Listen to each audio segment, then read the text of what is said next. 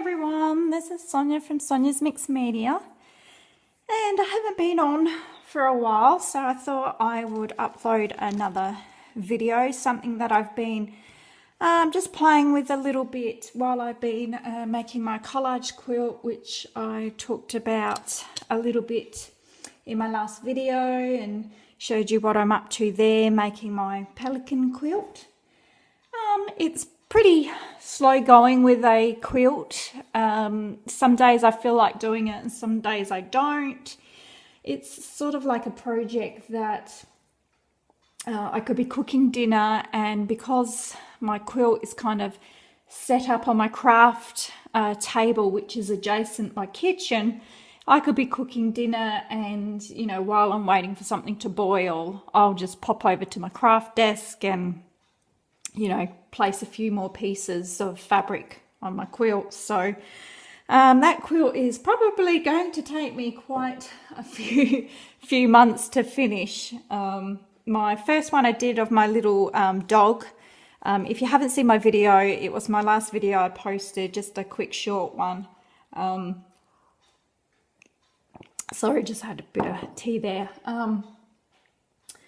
That one only took me 2 weeks, so that was a really fun, quick project. But my heart was really in that one because it was my first one. It was so exciting, and I really wanted to do it and finish it because, you know, it was of my dog Lulu, and it went really fast. But this pelican I've decided to do, I was actually inspired by someone else's art quilt, so I've kind of going along the lines of what they've done. So I guess I wouldn't say my heart isn't as much in it. It's just that I'm not in this frenzy to finish it like I was with my little dog quilt. So so that is a project that is taking a long time for me. So I'm one of these people, I need to be moving all the time. I need to be creating all the time. So the quilt is turning out not to be enough for me, because even when I do work on the quilt, I tend to work on it for like an hour or so, and then I've had enough. So I really needed something else. So to get to it, what I have been doing is I've been looking up a few YouTube videos, and what I found and discovered, and it's been going on for a few years now apparently, and I was oblivious to it. There's something called a One Book July, and basically there's no rules for a One Book July, but what you're supposed to do is you're supposed to do all of your art journaling or writing journaling, sketchbooking, painting, all those different journals that you have, and like I have, you're supposed to just do it in the one book for the whole of July, just everything. Just, you know, you don't have to do all of those things, but you can just do one book for all of your writing for July, or all of your painting goes in one book for July. But the idea that I like is that I do everything that I've got different journals for. Like I've got a collage journal, I've got a writing journal, I've got a watercolor painting journal, I've got art journals. You know, I've got so many different journals going on. And I like the idea of having everything in the one book, because a lot of times I don't finish these journals. I get 3/4 the way through and I kind of get sick of it and think I'll pick that up in 6 months time, and then a year passes, 2 years passes, and then it's like, oh, I'm not going back to that. So I really like the idea of One Book July.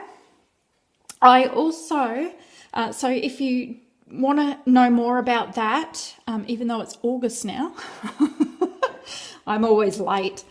If you want to know more about One Book July, there are a few YouTubers that have done videos on it. I can't remember the lady who thought of the idea. Oh, I can't remember, something Realm, or I can't remember her name, sorry. But she said basically there's no rules. She says there's all these people on YouTube coming up with rules for One Book July. And, you know, she goes, they're all wrong because it's my idea and there are no rules. You know, there's people saying, you know, there's guidelines, like you're supposed to use one book for the whole month and you're supposed to use one pen. But she said it's not a rule. If you want to use several pens, you can. You know, if you finish a book and you want to start another one in July, you can. You know, there is no rules. So by her saying there's no rules is fantastic because we're not even in July anymore. I'm actually filming on the 1st of August. So this is going to be my one book August. And, you know, she said if you don't finish in, you know, your 1 month and you want to keep going until you've finished your book, that might take you 3 months, then do that. But that's just what it's called and there's guidelines. So anyway, look into that. So I've always wanted to make a Fauxdori or what are they called? I can't even say it. Tongue-tied. Hobonichi, is it? I call mine a Fauxdori. Or, yeah, a Fauxdori. Or is it a Midori? Yeah, could be that. I don't know. There's 100 words for all these different books. But basically, this is like 4.7 something inches across and 8 point something inches long. I used vinyl to make mine. I made my own. So this is a vinyl I just had in my craft cupboard. It's was in the dress fabric section in the store. And to make it a little bit sturdier so it wasn't so floppy, I actually put cardstock with fabric craft glue I used, and I just stuck on each side of the cover some craft stock paper down on the inside cover. I actually have a seam in the middle just because I'd actually already made a huge journal out of this already, but I never used it, so I just cut it down, but I'd already done that seam. I added some little dangly beads and some woolly bits that I had from some swap cards that I did with an art group several years ago. They were laying in my cupboard, so I just took them off the cards and added it on here. And I have gone the easy way. I didn't have elastic cord like all the Fauxdoris are made, so I just used elastic bands and they work exactly the same. So I made my own, I got my own paper. I just used, this is kind of thick paper. It's from a kids, you know, the huge kids scrapbook pads you can buy. They're like, I think they cost like $2 or $3 over here in Australia, and they're huge. They're like A3 size. I find that's a really cheap way to buy kind of thicker paper. And I just made my signatures and I just attached them all with the same way, but with rubber bands. I didn't bother going through making the holes and doing the elastic through the spine because I'm kind of lazy. So I just did it like I attached my first one, and then I went and wrapped sort of the rubber bands around each sort of section. Kind of, you'll work it out just like that sort of thing, if you can see that. And they're all attached in there, they're not coming out. So, and that's all done with rubber bands. And then I just attach my rubber band on here and I just wrap this over like this. That's just my little badges I put on, and that's how I secure it. So it's a really quick, easy way. There's no sewing involved. You know, I used what I had on hand in my craft room.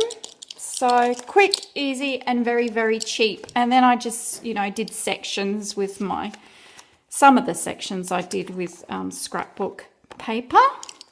And I'll show you my sections, because what I've done is I've also been watching Dede Willingham and her idea collecting society that she's just started 2 weeks ago. So I've been watching those. So it's kind of a mix between Dede's idea and the One Book July idea.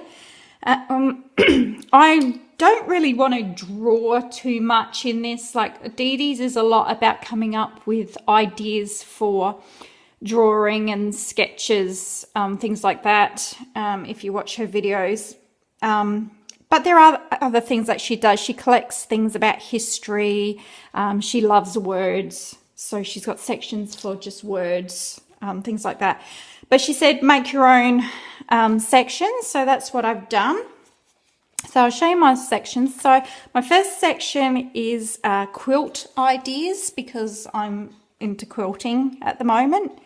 And so I've just sort of gone on to my Pinterest boards, and I've printed out some of the pictures that inspire me and that are giving me ideas for my quilts. For example, she's done a dog here on her quilt, a collage dog, and it really looks a lot like my Scooby and the way he would sit, which is my other dog. So that's kind of an idea that I'm looking there. And then I have this hankering for doing a shark quilt. I don't know why. I would be terrified of sharks. I never swim in the ocean. I'm not a swimmer. But I don't know, I'm fascinated with sharks at the moment. And there's a few different quilt ideas. And then I just paper clip the sections together, whether or not I put some sari ribbon or whatever on there, I'm not sure yet. But I just put a paper clip for that whole section so I can get to it quickly. So then I've got some more Pinterest ideas, just like I really love the idea of an elephant quilt. So there's some different elephant quilts. This is some quilted postcards that I'm thinking could be a really good idea. So it's kind of like my idea for quilt section. Then the next section I've got here is quotes. So these are all quotes that mean something to me, or I find funny, or just amusing. I love reading really cute quotes. This one here I'll actually read to you. This is sewing room quotes for those of you who are a sewer. I thought it was quite amusing. It's got 1, measure twice, cut once. 2, don't bleed on fabric.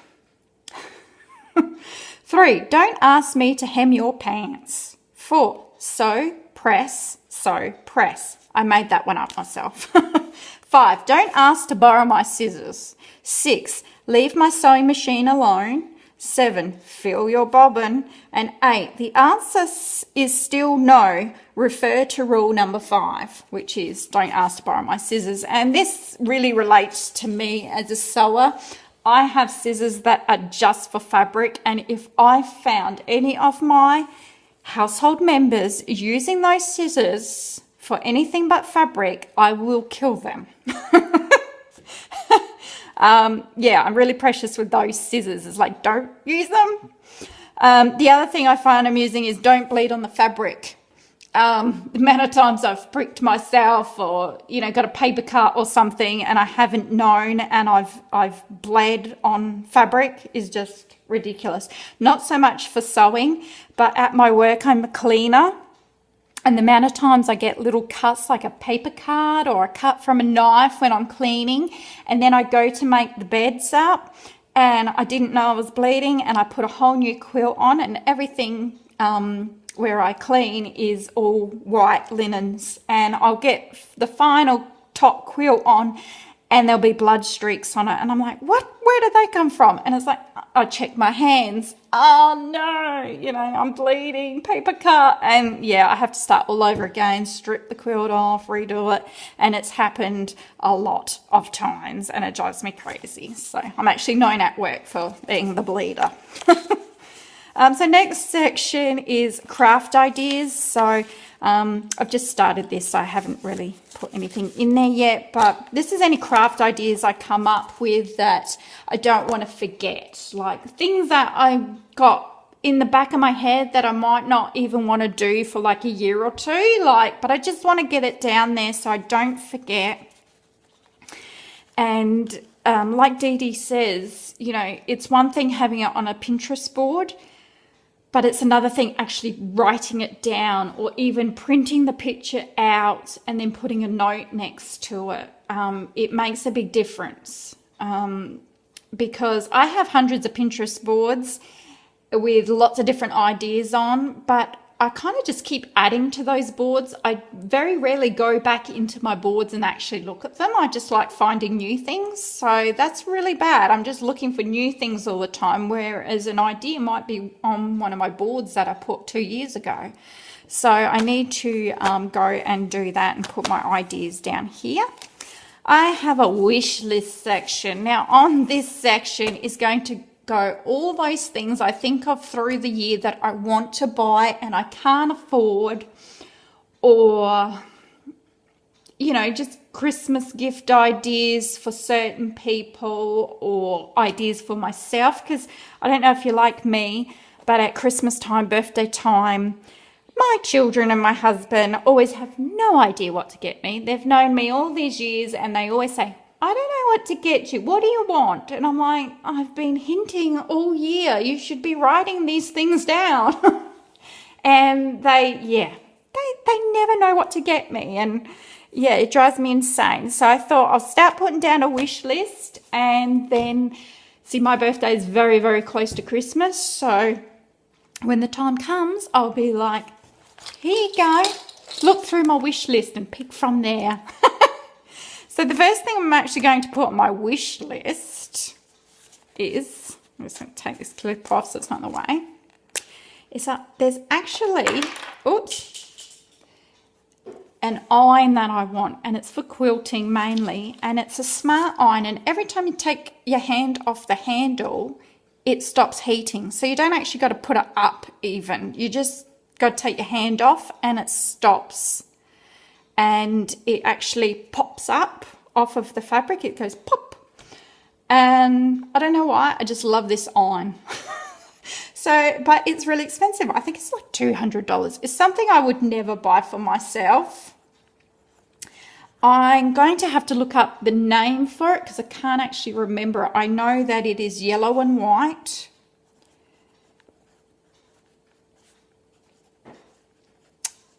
I think it's called a Eslo. I don't know. If you know the name, drop me a comment below.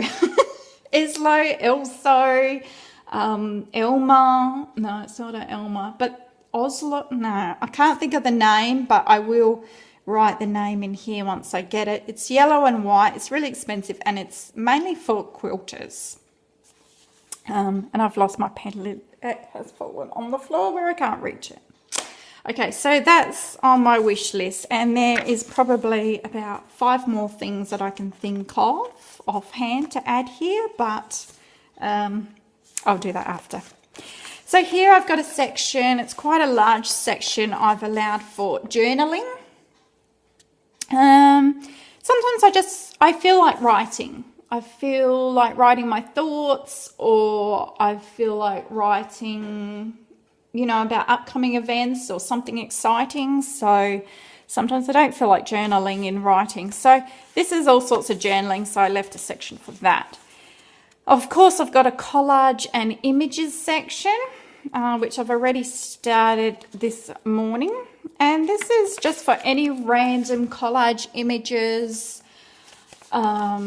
I might do like a full spread of en masse collage if I feel like it, or it could just be images that mean something to me at the moment, which I've done with this page. So Here we have Khaleesi from Game of Thrones, because we are watching Game of Thrones at the moment. We absolutely love that program and it's a big part of our life and we look forward to it every week. Do not call us when Game of Thrones is on.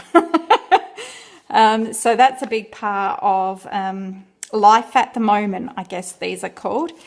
Here we have the Sala Festival, which in my state in Australia is a huge festival going through the whole of August. It's an art festival and they have, I don't know, about 600 or more exhibitions in pubs, cafes, in parks, in the airport, cemeteries, everywhere throughout our state.